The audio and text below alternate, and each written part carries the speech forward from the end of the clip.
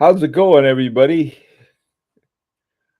Let me do a video and a sound check. Everything okay?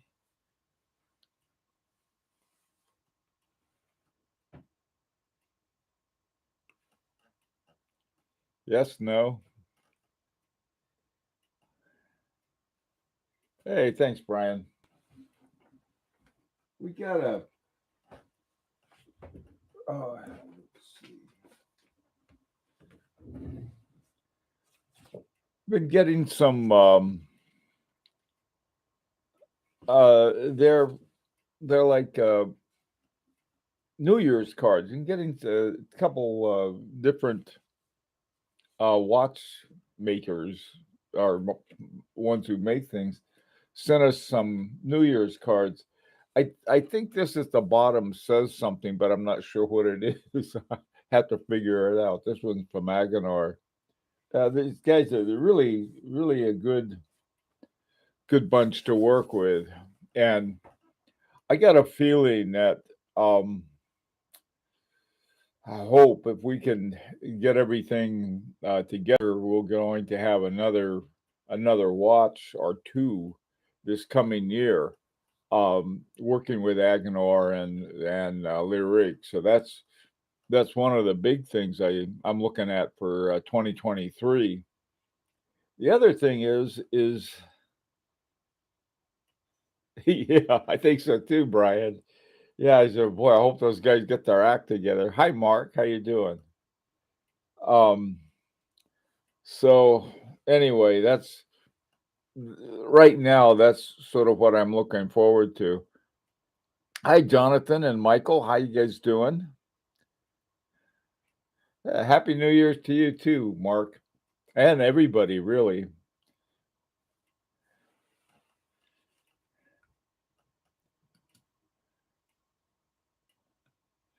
have a Happy New Year thing here.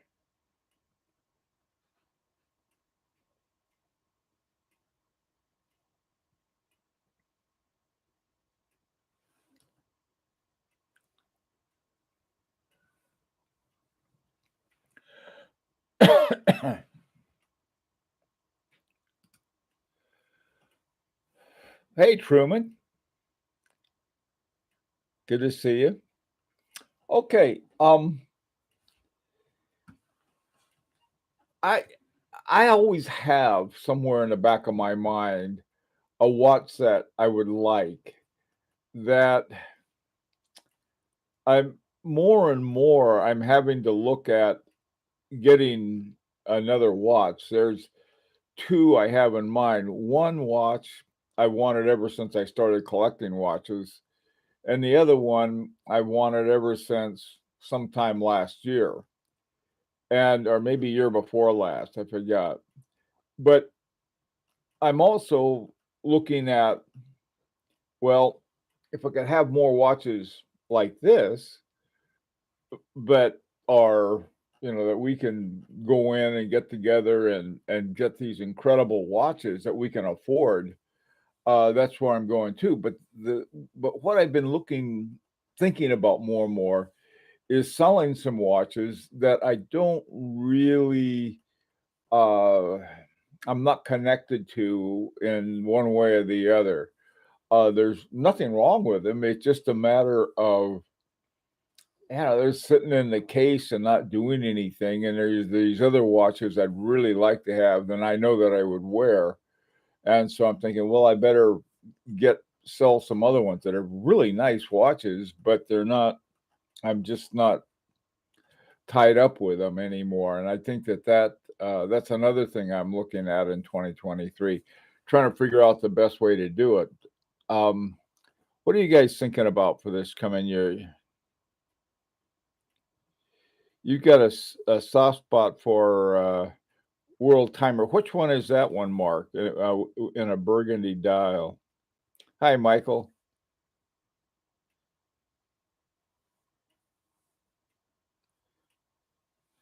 Yeah, yeah, Michael. I think there's certain watches I have that I hate to get rid of, but on the other hand, In the past, I've had watches I really liked. I had this Calatrava that I had for years, and I really liked that Calatrava, but I just wasn't wearing it anymore because it was pretty small. And but it still looked good, still worked great, but I just had something that about it that just didn't, ring my bell, so to speak. And what I'm going to be doing is I'll be pretty busy blowing money on these other ones, on these projects I'll be working on. Culling my collection is my 2023 strategy. Trying to decide on a resonance piece. I tell you, Michael, they're more than FP Journe resonance. Um, what the reason I got into it is that uh, there was YouTube of all places. There's some great demonstration of how resonance works, and they were using these. They had these like strings or wires, and then they had these weighted balls on the end, and so they would start moving one, and it was going back and forth, and then the other one got into resonance with it, and it was just like really amazing to watch that. And so if you look around, just put resonance experiments or something like that on there. I mean, there some of them I think were, for basic physics or something like that. They're really so when I saw that, I think I came to understand a whole lot of things. One of the things that resonance does, and I think a lot of people don't really realize or think about, is that to a great extent, resonance can be a real problem for watches because you'll have some kind of motion somewhere and your watch is near it and it'll try to, so resonance starting to interfere with the functioning of the watch. And what a resonance watch does, its own resonance sort of keeps out everything else. It's really an interesting, very interesting phenomena. I think that's how come I like my resonance watch.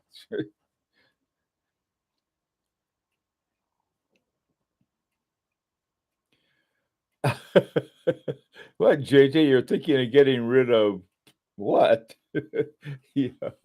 Yeah, that's a I this is the thing though, the watches that I have sold and don't have anymore, I don't miss, but on the other hand, I appreciate the time that I spent with them and had them with me. One that I used to wear all the time was my Vacheron Content 10 overseas. Love that watch, wore it to work every day. And it's just sort of like my main watch. And uh that at one time, actually, what I ended up doing, it was my wife and I were having a big wedding anniversary, and I wanted to get her. I found this wonderful Beauvais that I got her, but I didn't have enough to pay for it all, so I had to trade in my overseas. That was a big mistake because on a trade in they give you almost nothing for it, but you know didn't have a choice or sometimes. Hey, Dark Stars, put a down payment for Christopher Ward, Bel Canto. I at Bel Canto is sort of, I mean, I find that watch a almost an irony. And between the blue one and the green one, I like the green one the best. It's sort of like a minute repeater in some respects, and they have that wheel on it that trying to think it's sort of like a horned wheel, and I think that's for the chime on it. That is a very interesting watch. But then, sort of underneath the whole thing, it runs on a Salida 200. Wow! But then I thought again, oh, so what? It's because a lot of these more unheralded movements can be really good ones. A Yachtmaster 40 in the pipeline next year. Is that a Truman? Is that a Yachtmaster 2 or the other one?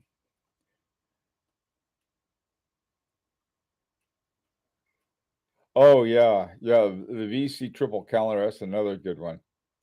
Thing I like about, I nothing against the Yachtmaster period, but the boy that Yachtmaster 2, the thing is that there's really some, I think, very impressive horology in there for Rolex.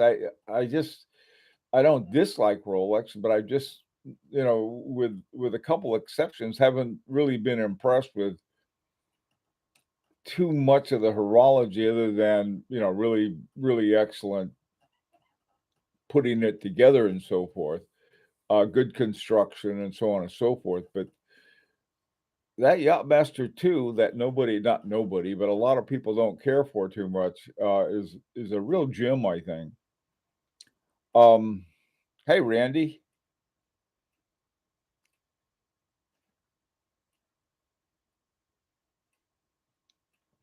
Yeah, JJ. Yeah, I have there's one watch that I really, really like. I've recommended to a million people, but I'm just not wearing it anymore. And I sort of feel bad about it, but that's okay. I'll feel really good when I get the ones I want. Velvia Man, that is why a long case clock has to be secured to the wall. The case starts to keep time with the pendulum. Oh yeah. No, I like yeah, I like those a lot.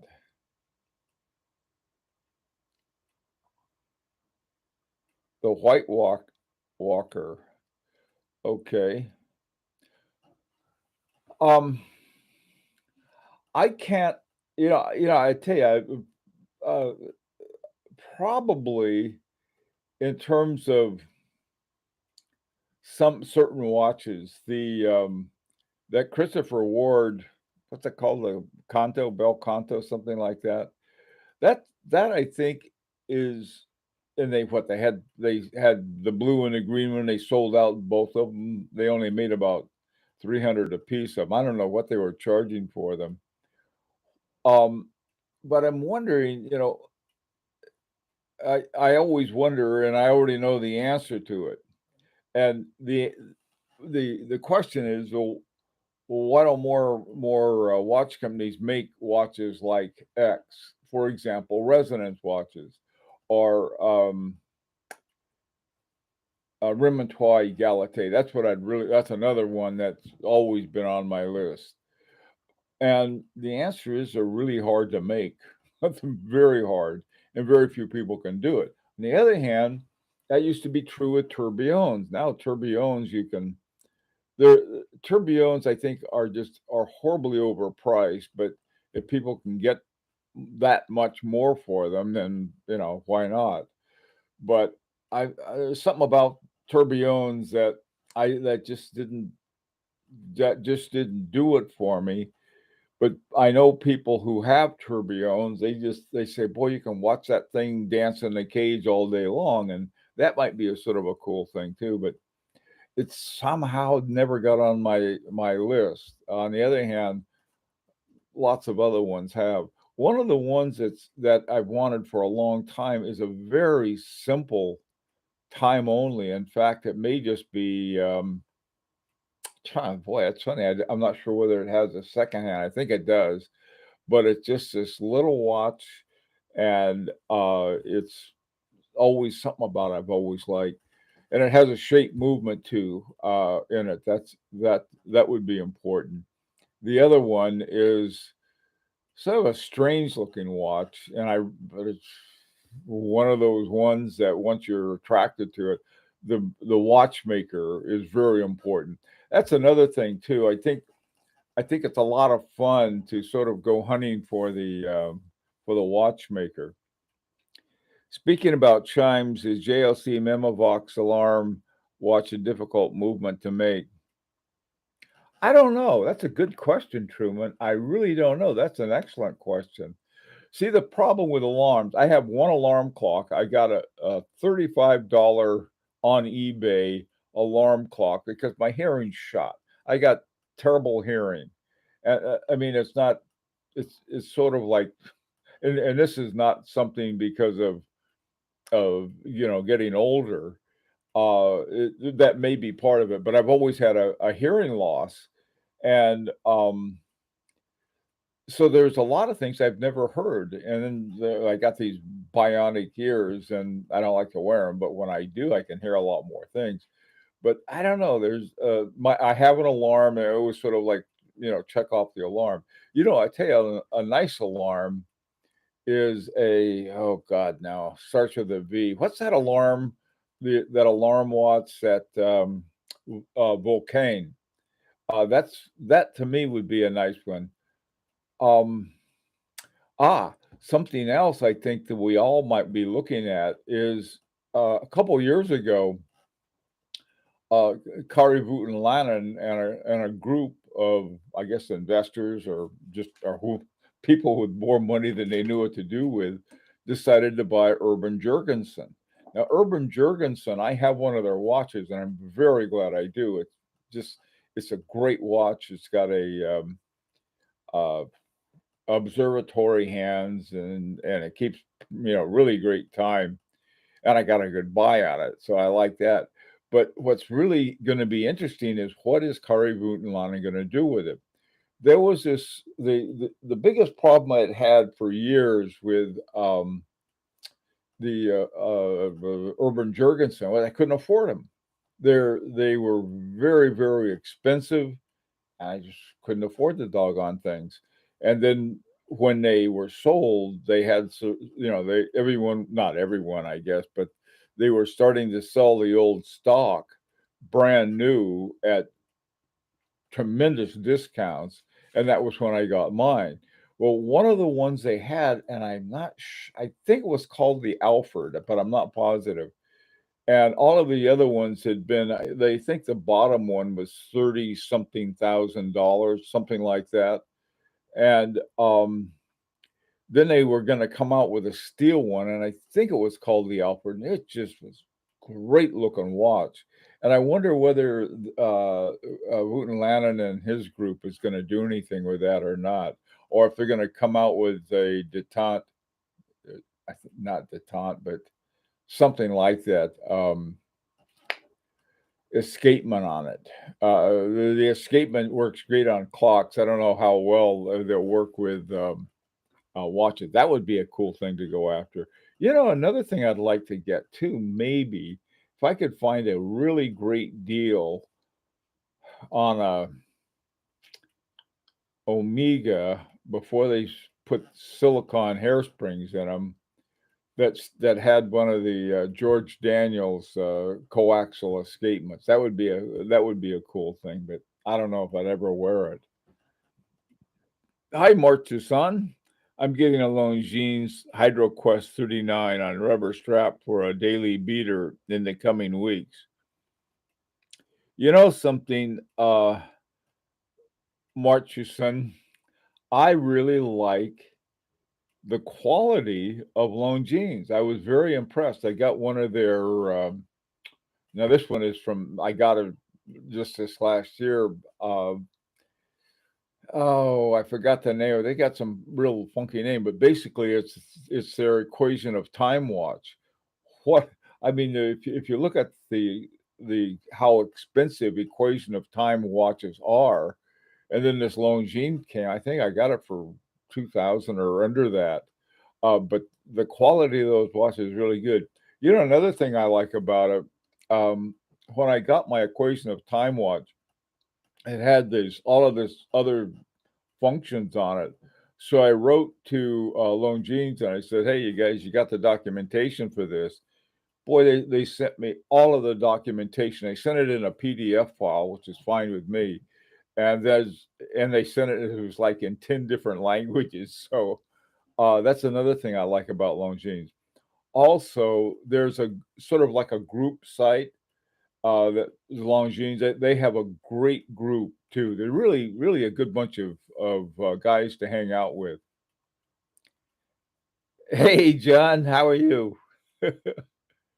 Hey, Orange, Happy New Year's to you too. A 5212A. Colin, now what is that?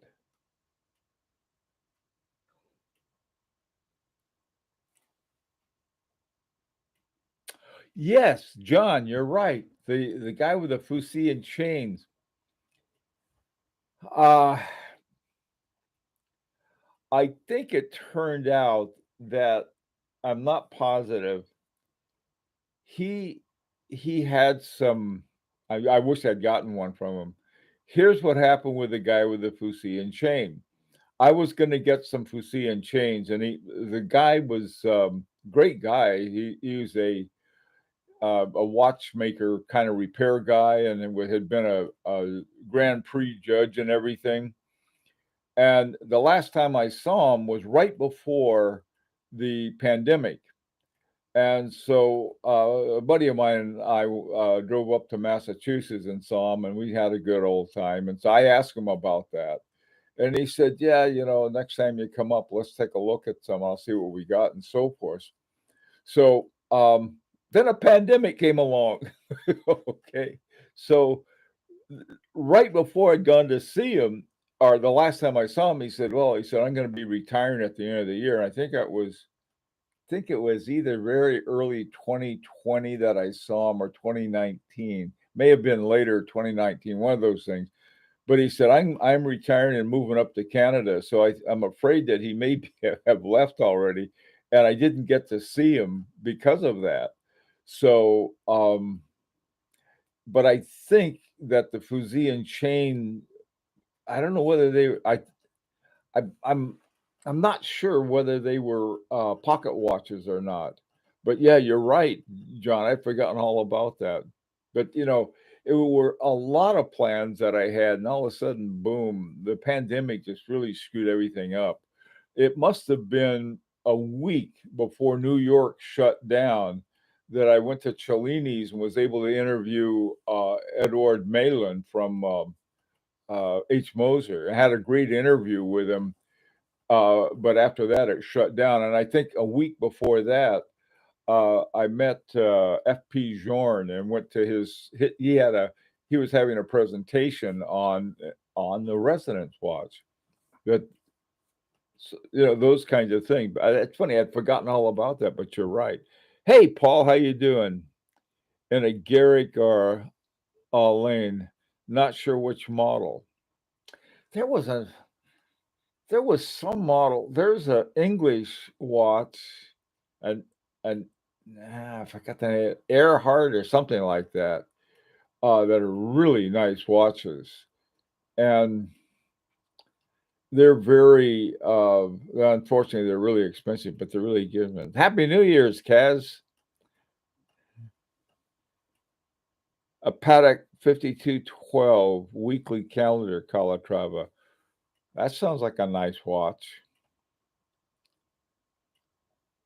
Bel Canto on order. Man, I tell you, that thing was really a big hit.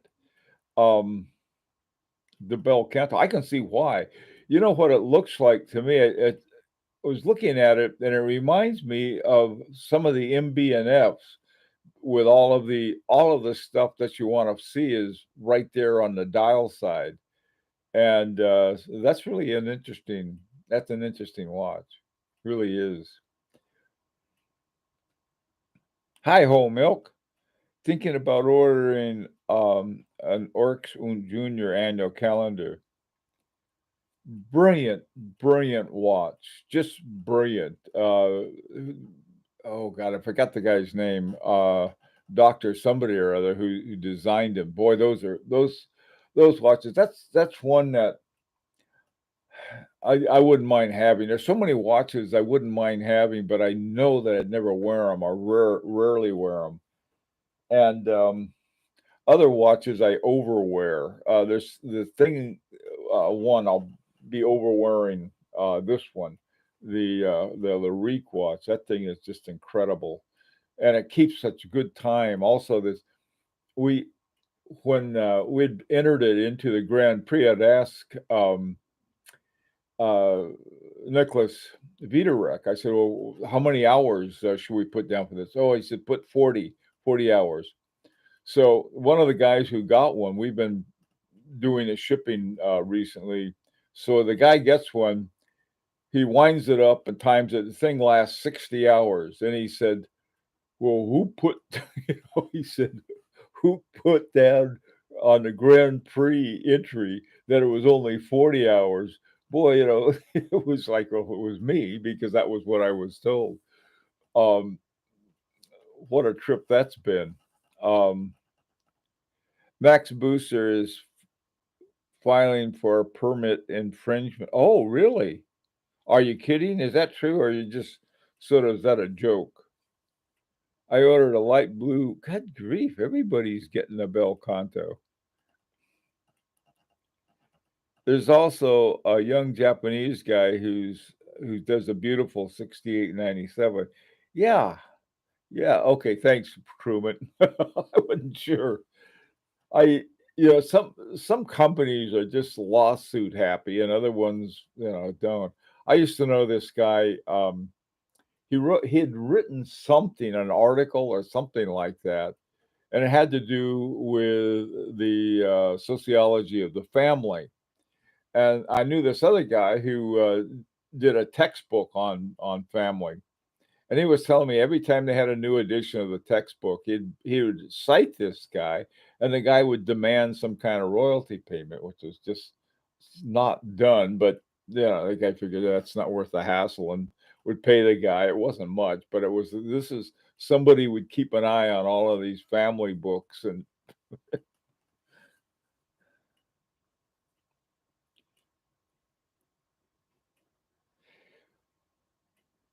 yeah, there's a guy. God, I don't. He may be in New York, young guy who is doing these incredible watches. There are a lot of he doesn't do movements, but he does other things with the watch. It really is making special watches that way. Hi, Idle Time. Afternoon to you too, and Happy New Year, Hobby. Yeah, are some of you guys. It must be New Year's already.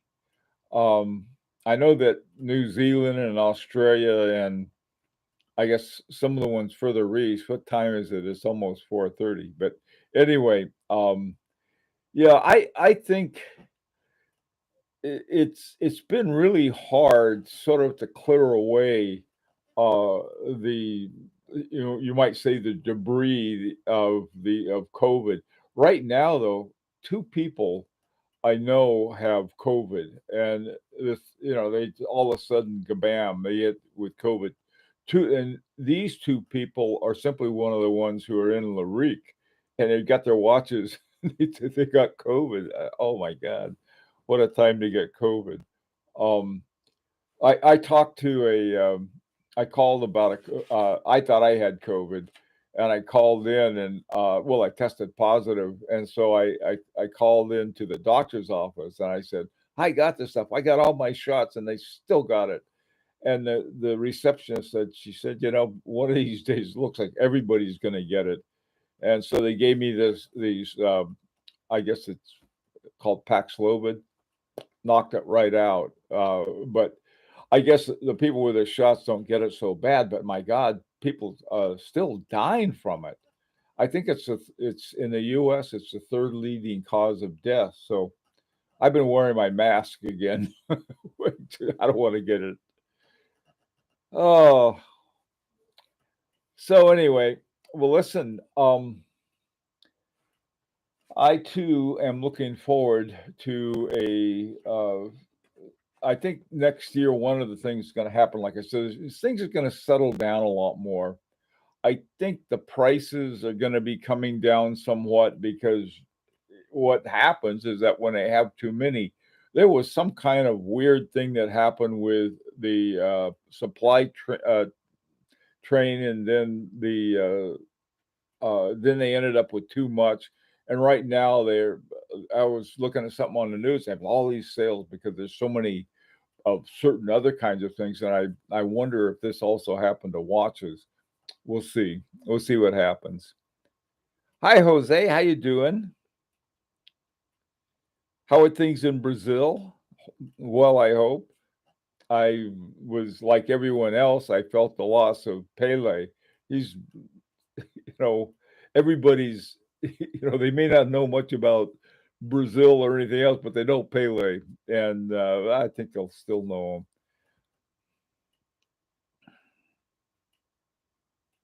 Great, great. I know Brazil got hit really badly with everything. Well, look, guys, my time is up. My normal timers aren't here, but I got to run. But it's really good talking to you guys. Everyone have a really good and safe New Year. If you're going to get plastered, do it at home. That's some kind of advice. All right, take care. And oh, by the way, with the new year, um, they're legalizing pot in Connecticut. So I don't know. I don't think anybody's worried about that for some years, but that's one of the big things that's happening. Okie doke. Take care.